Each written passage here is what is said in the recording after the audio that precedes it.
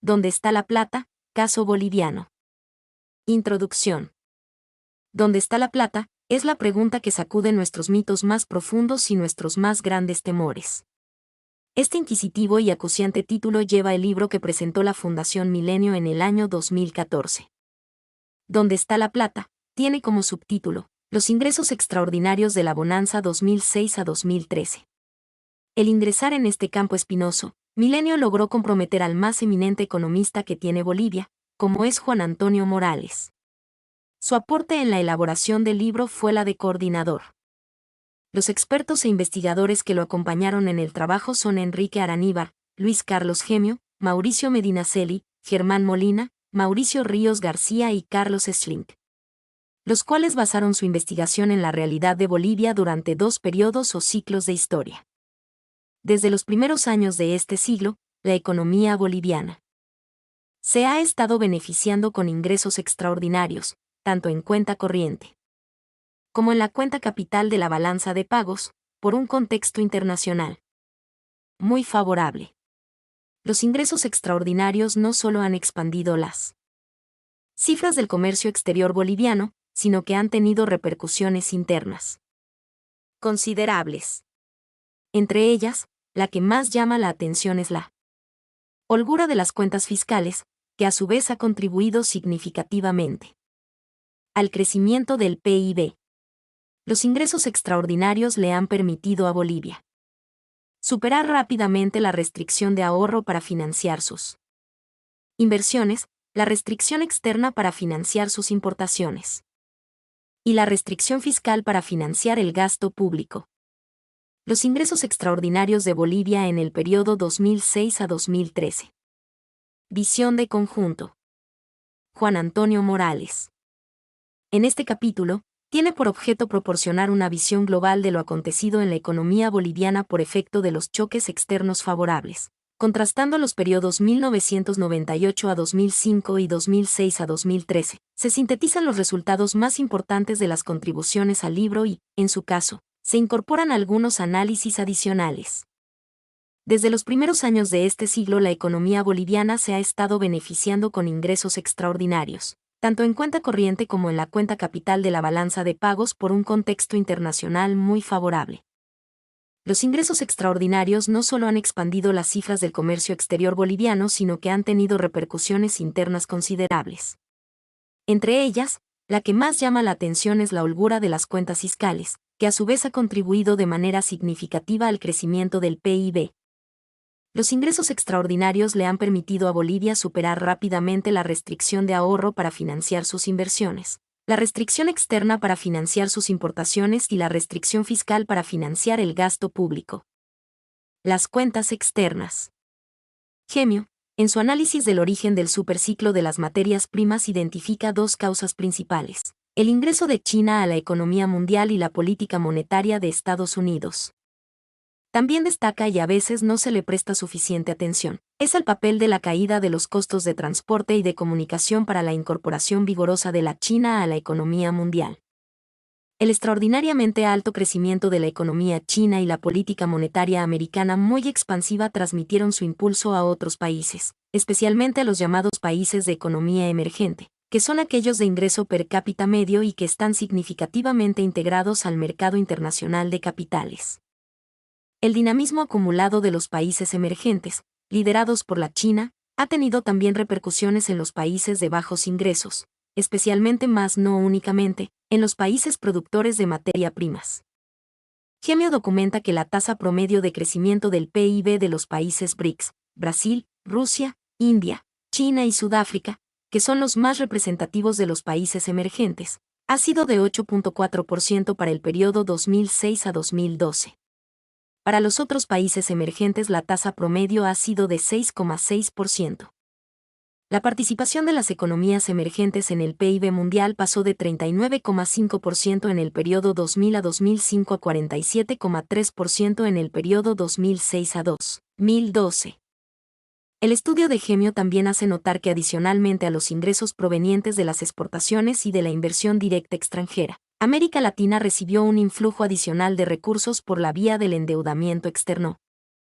A pesar de la ralentización que se observa después del 2011, los precios de las principales exportaciones bolivianas tuvieron las tasas acumuladas de crecimiento en el periodo 2006 a 2013.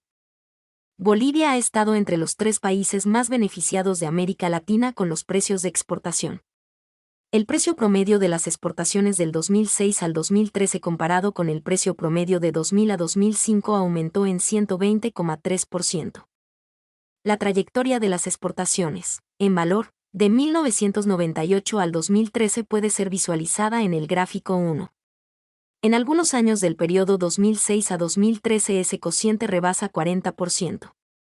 Según los análisis de Ríos García, en el plazo largo 1990 a 2013, el sostenido crecimiento de los precios ha inducido también ceteris paribus a una mayor producción y oferta de exportaciones. Sin embargo, en el subperíodo 2006 a 2013 los precios tienen mayor dinamismo que las cantidades. En efecto, los precios aumentaron mucho más que los volúmenes de producción. Las exportaciones muestran una gran dependencia de las exportaciones de materias primas, hidrocarburos, minerales y soya, en ese orden. Ríos nos dice que la reducción de la participación de las exportaciones no tradicionales en el total de las exportaciones se ha debido, en gran medida, a la caída de los ingresos que se ha sufrido por la pérdida del mercado, con el programa APDEA, de los Estados Unidos. La especialización de Bolivia en la exportación de materias primas es consistente con el principio de ventajas comparativas, que se recordará es un criterio de eficiencia. La producción de hidrocarburos y de minerales, cuando se efectúa a gran escala, vehicula el progreso técnico pero conlleva el problema de que su difusión a otros sectores es muy limitada y que no tiene las externalidades que origina la producción industrial. Además, en los sectores primarios la creación de empleos directos es muy modesta aunque indirectamente, por el ingreso al que dan lugar, puede ser significativa. La soya ha tenido en los últimos años una notable expansión. Su cultivo se ha beneficiado con los altos precios internacionales, con el combustible subsidiado y con una muy leve carga tributaria. Como factores negativos que han impedido un todavía mayor crecimiento están la inseguridad sobre la tenencia de la tierra y los aún elevados costos de transporte. Ríos hace notar que los sectores de agricultura y la ganadería, con excepción de la soya, que también se han beneficiado con altos precios internacionales, no han tenido la misma suerte que los hidrocarburos, los metales y la soya. Los altos precios de las exportaciones comparados con precios moderadamente altos de las importaciones han producido un aumento muy importante del efecto de la relación de términos de intercambio. Este ingreso adicional, por el efecto de los precios, vino a sumarse al ingreso generado por el PIB, de manera que el ingreso bruto interno aumentó muy significativamente, como se aprecia en el gráfico 2. El excedente de ingreso por encima del PIB, producido por la relación de términos de intercambio, y que lo consideraremos una prima, ha estado alrededor de 8% en los años 2012 a 2013, después de haber venido creciendo desde el 2005.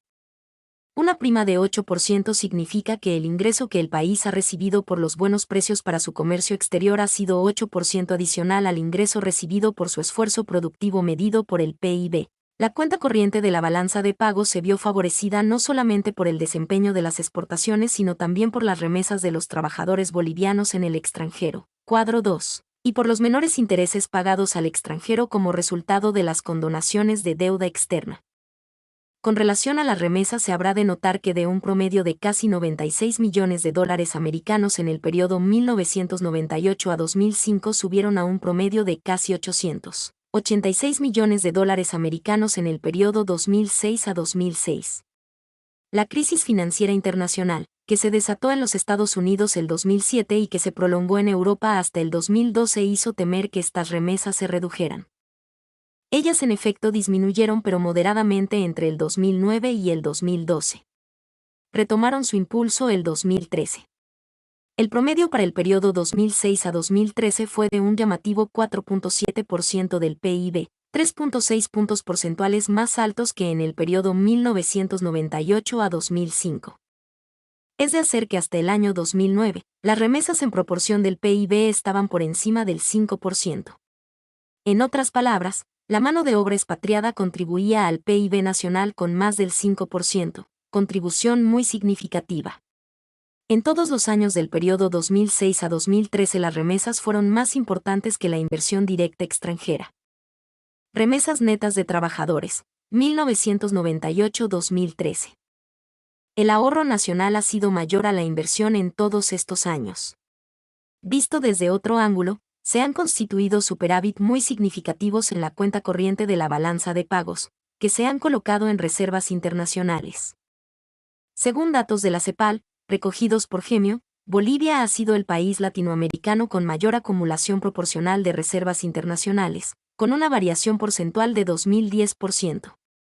El muy alto nivel de reservas internacionales y a pesar del nuevo endeudamiento externo, que ha sido sustancial como se verá más abajo, ha colocado a Bolivia en la extraña posición para un país que es todavía pobre de ser acreedor neto del resto del mundo. No obstante los sostenidamente altos precios para las exportaciones bolivianas, que podían haber atraído inversión extranjera directa, ella tuvo más bien un comportamiento modesto, pero la cuenta capital de su balanza de pagos se vio favorecida con las varias condonaciones de deuda externa. Estas condonaciones fueron gestionadas antes del 2006, pero no tuvieron efecto inmediato, sino que se desplegaron sobre varios años y aún en el año 2013 estaban en curso. El análisis de Araníbar destaca que entre el 2005 y el 2007 Bolivia recibió un alivio de $2.915 millones americanos del MDRI, Multilateral Debt Relief Initiative, que vino a sumarse a los alivios del IPC, Highly Indebted Poor Countries, en sus dos versiones y con el programa, más modesto, de Más allá del IPC. Una porción importante de la deuda con los países acreedores fue condonada, antes del alivio del MDRI, en 8 negociaciones del Club de París. Con las condonaciones, el nivel de la deuda externa bajó de manera sustancial. El cociente de deuda externa a PIB bajó todavía mucho más, por el sostenido crecimiento del PIB en el periodo 2006 a 2013. La deuda con relación al PIB llegó a su punto más bajo, 14,8%, el 2008 para luego remontar, aunque todavía se encontraba a fines del 2013 en un nivel muy moderado, 17,3%. El problema de deuda externa no es su nivel, que como se ha dicho es bajo, sino su tasa de crecimiento.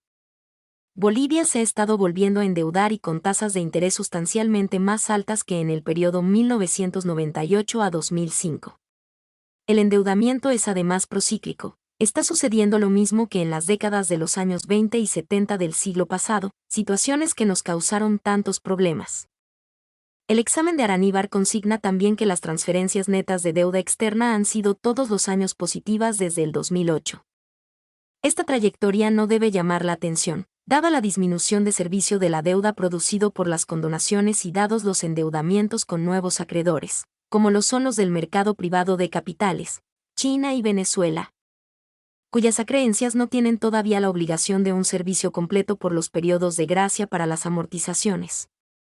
Las condonaciones de deuda han dejado un mayor espacio para el endeudamiento con la Corporación Andina de Fomento, CAF, como la hace notar Araníbar.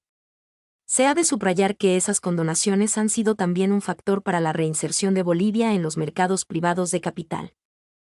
Lo más llamativo en el panorama del nuevo endeudamiento es la colocación de bonos soberanos por casi $1.000 millones en los mercados privados de capital en 2012 y 2013.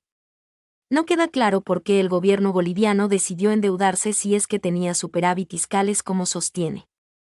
Los bonos, con un plazo a 10 años, fueron colocados con una tasa de rendimiento efectivo de 4.875% para el 2012 y de 6.25% para el 2013.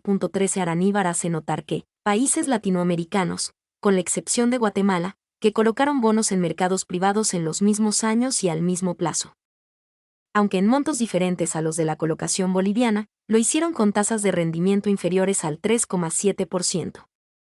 Araníbar subraya que los bonos soberanos son significativamente más onerosos que los créditos con el resto de nuestros acreedores. Se podría haber recurrido a préstamos, con tasas de interés más bajas, de las instituciones financieras internacionales, bilaterales o multilaterales, o aún del mercado financiero interno de las AFPs y de las compañías de seguros. La colocación de bonos soberanos en el mercado privado de capital ha tenido además el defecto de aumentar la dolarización de la deuda pública, que se había estado desdolarizando desde el año 2004.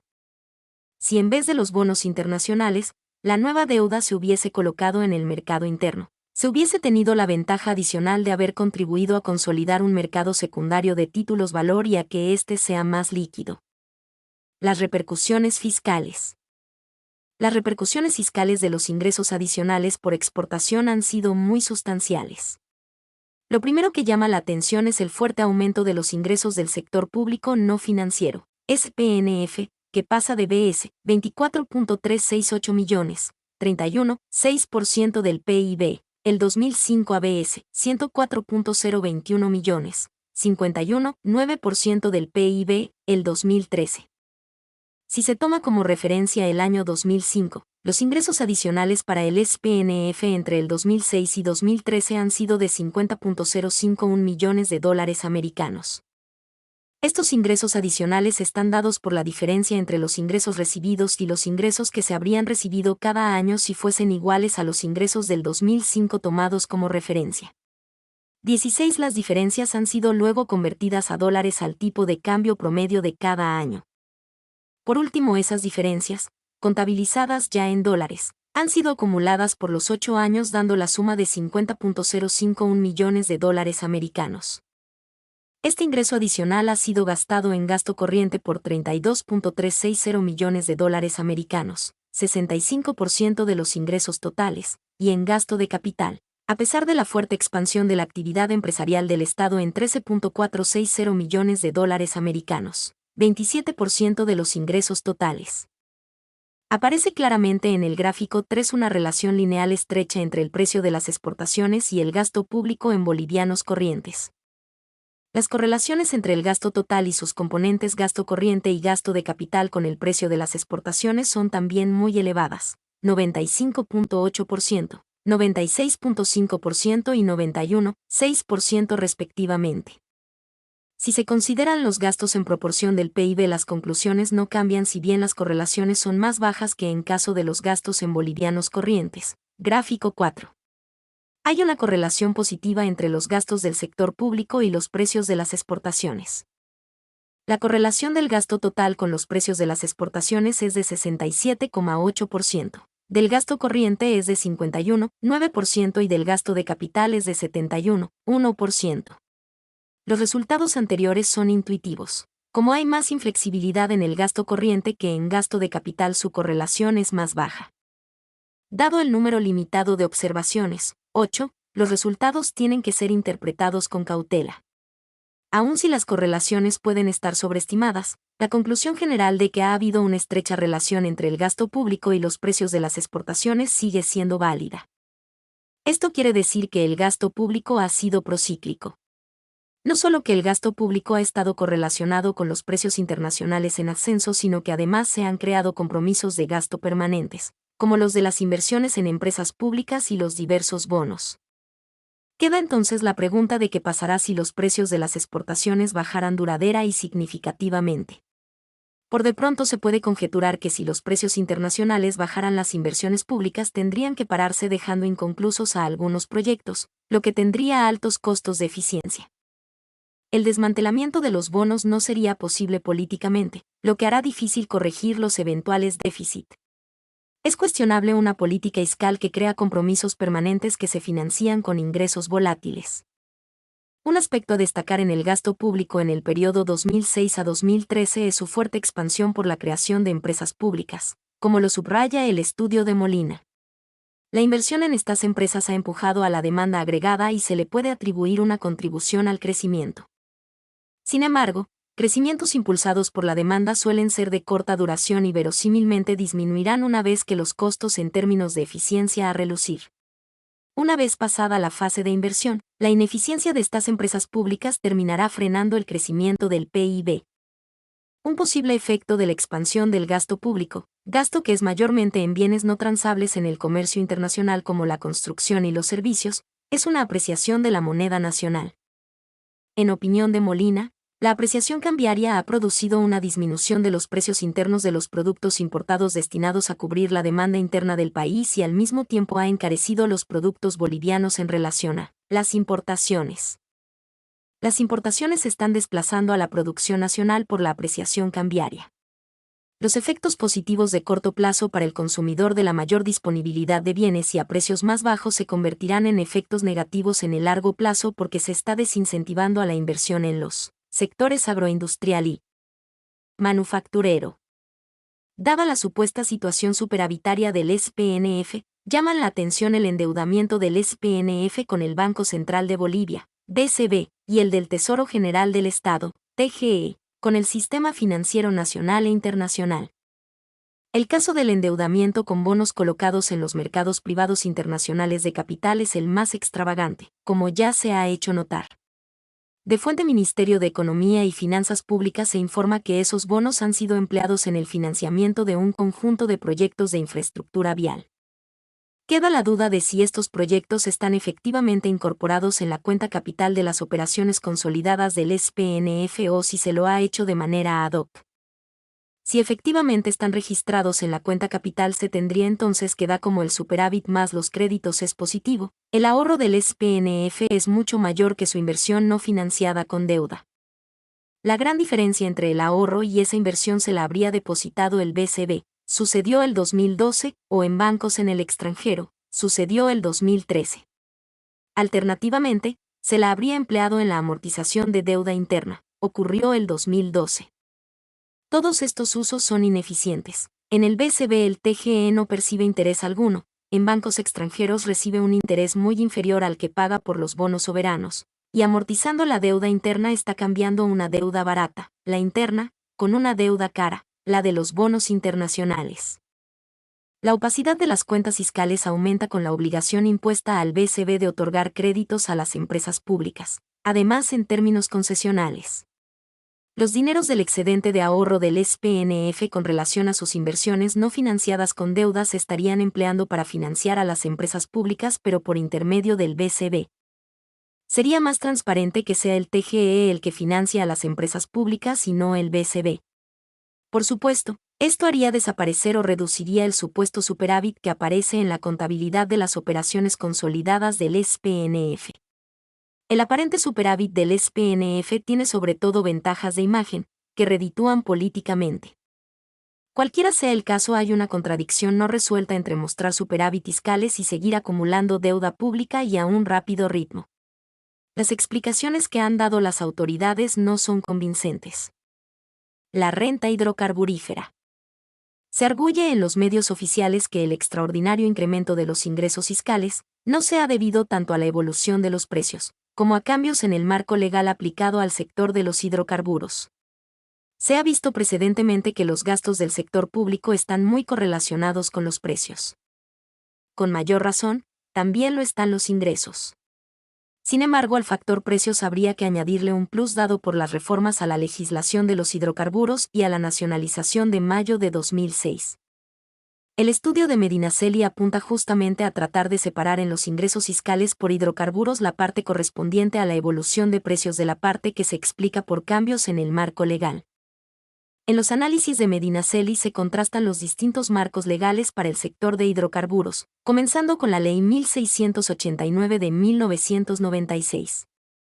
Para el crítico sistema tributario, en la Ley 1689 se fijaba una combinación de regalías con impuestos a las utilidades, a la que podría agregarse un impuesto adicional a las utilidades extraordinarias.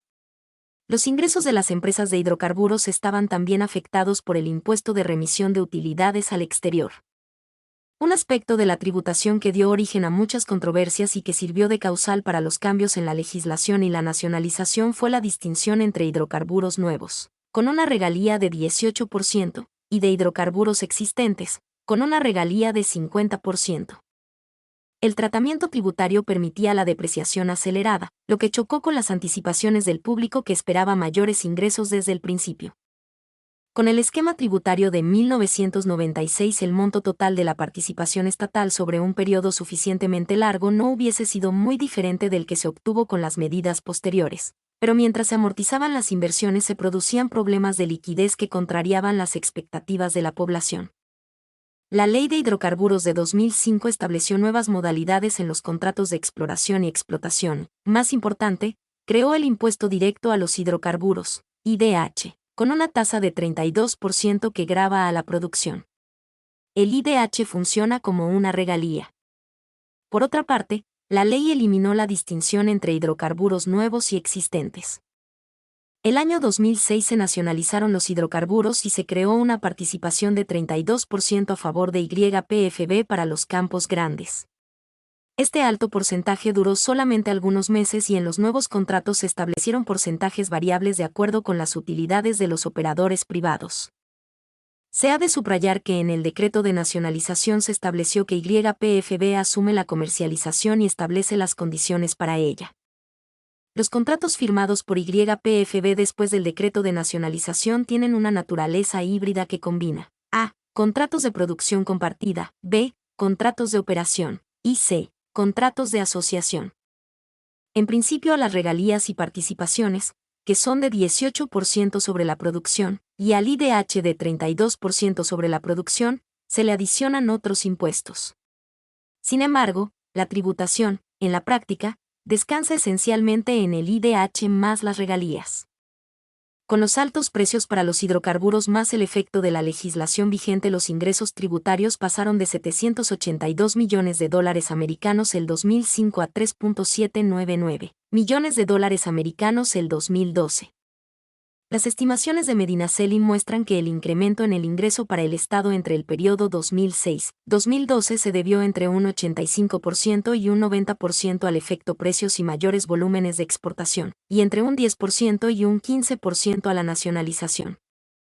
El estudio de Medinaceli subraya el notable incremento en los precios y los volúmenes de venta de gas natural destinado a los mercados externos, especialmente el Brasil. 22 Los proyectos de exportación al Brasil se gestionaron en la década de los 90. La exportación a la Argentina es, en cambio, de los últimos años. Ella reanuda, aunque con modalidades diferentes, lo que había pasado en los años 70 y 80. Los derechohabientes de la renta hidrocarburífera. La renta petrolera es compartida entre el gobierno central y los gobiernos subnacionales, gobernaciones, antes prefecturas, y municipalidades.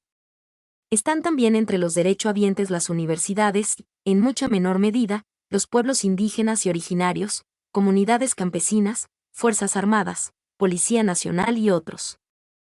Las regalías constituyen el impuesto más antiguo.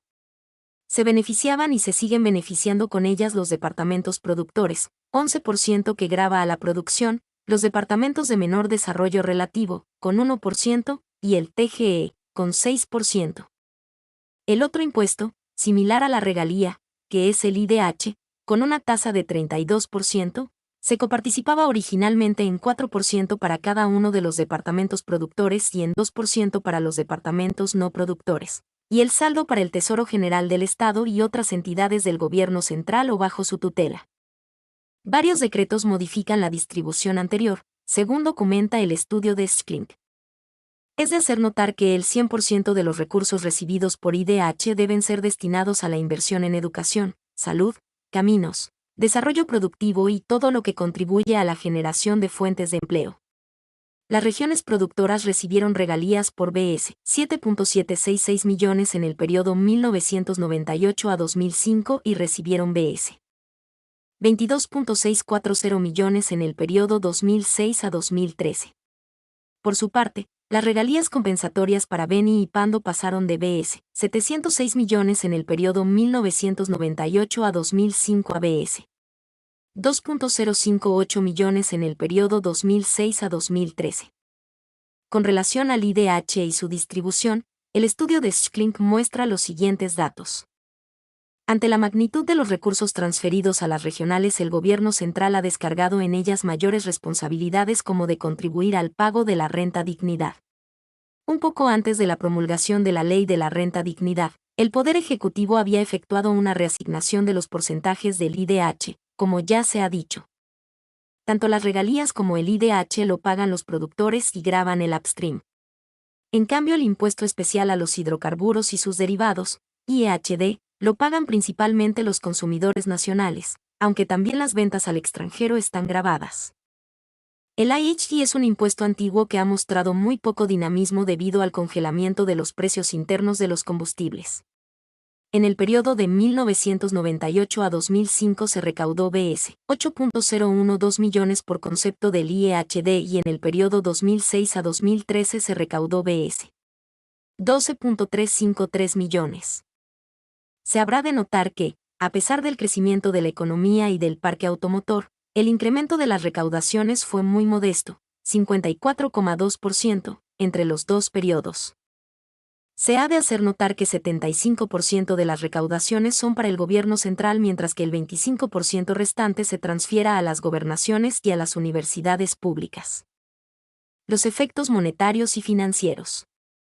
Dado el sistema cambiario de tipo de cambio fijo, aun si en determinados momentos ha sido deslizante hacia abajo, el masivo lujo de ingresos producidos por el comercio exterior ha tenido repercusiones monetarias importantes.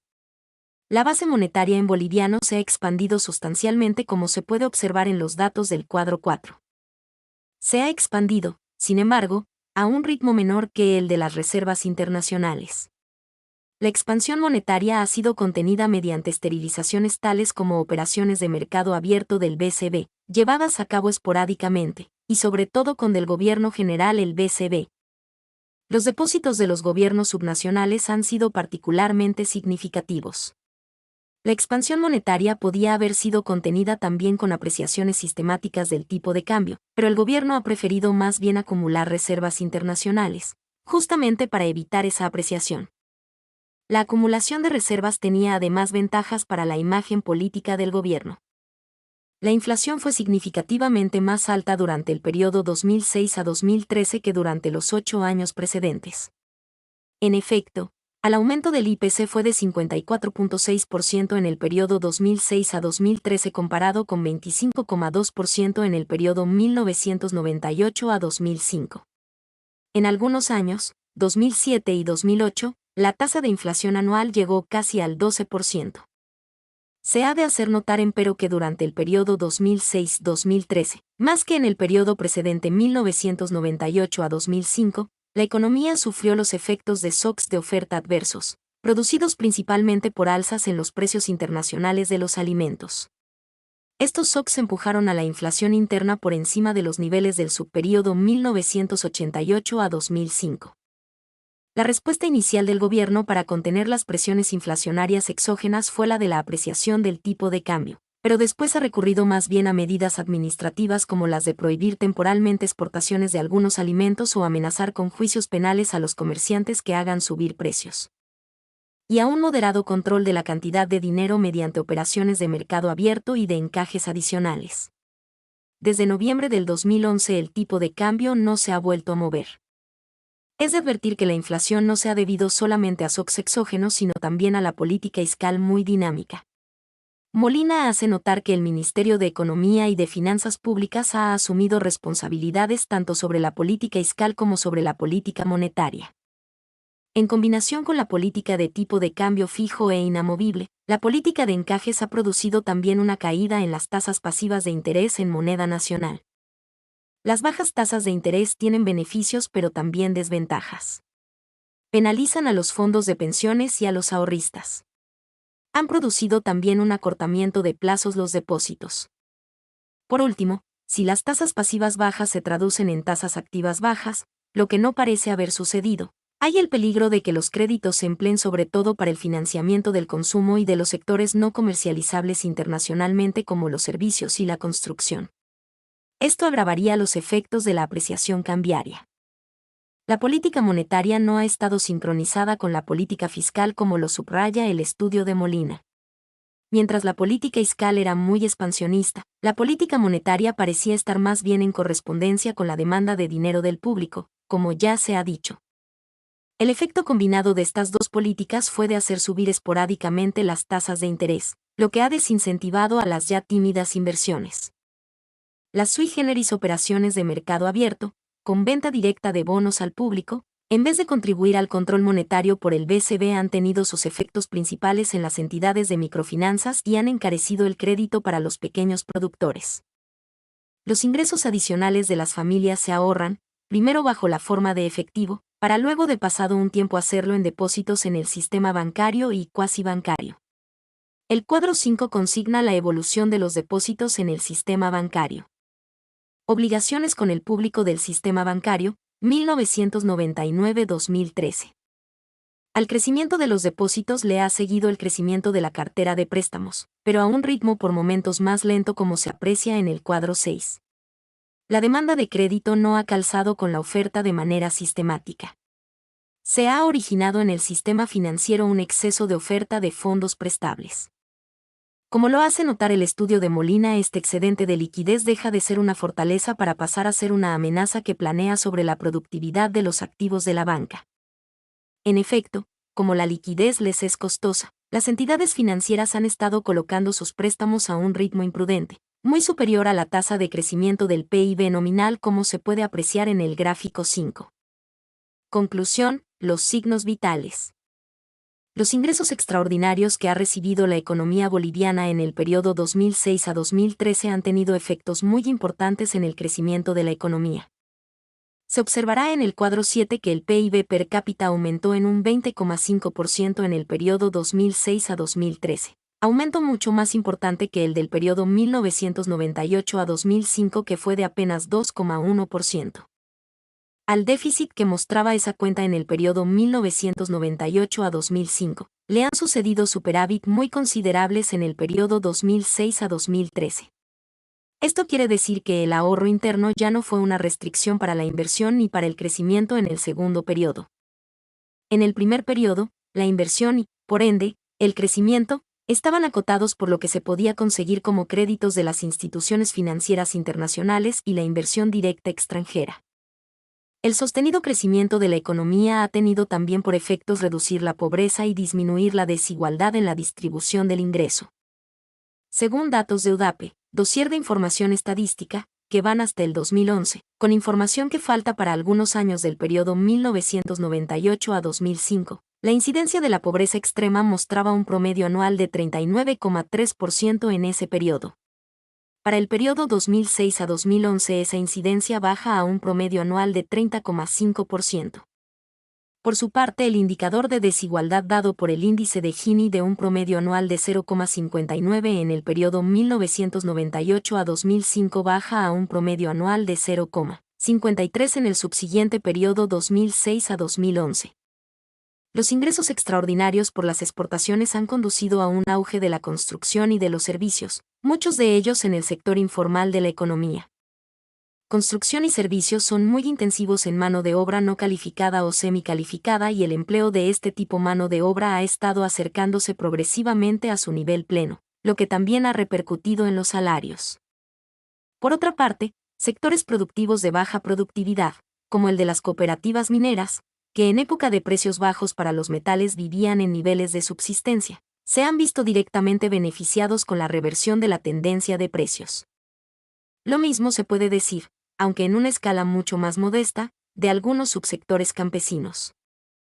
La prima por educación fue la principal fuente de desigualdad en el periodo 1998 a 2005 y se ha estado reduciendo, especialmente para los trabajadores con estudios universitarios. La mayor igualdad actual en la distribución de ingresos proviene de una combinación de mayores ingresos para la mano de obra no calificada o semicalificada y de menores ingresos para el trabajo calificado. La política de incrementos muy dinámicos del salario mínimo, así como las transferencias condicionadas de ingreso, como los diversos bonos, han tenido también efectos positivos tanto en la reducción de la extrema pobreza como de la desigualdad. Este documento trata de explicar la magnitud del incremento de los precios de materias primas, las principales causas que lo explican y cuáles han sido sus efectos sobre los países de América Latina. La economía mundial ha experimentado en la última década cambios significativos que han modificado las relaciones de comercio y los patrones de crecimiento de las diversas regiones del mundo. Estos fenómenos han generado un crecimiento sin precedentes en los precios mundiales de las materias primas y de condiciones financieras externas excepcionales, lo que ha beneficiado especialmente a los países que exportan materias primas. El boom de precios de materias primas. La economía mundial ha experimentado a partir de los 2000 fenómenos económicos que no se habían producido anteriormente, y que tuvieron como una de sus características más notables, el significativo incremento en el precio de las materias primas.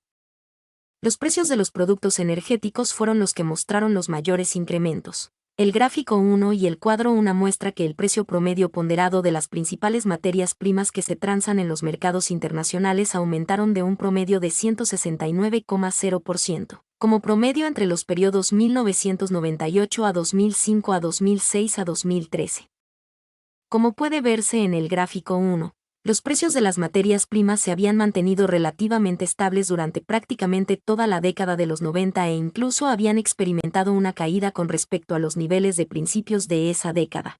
Mi nombre es Demim. Soy tu asistente personal. Mi sitio en internet es demim.es.tl.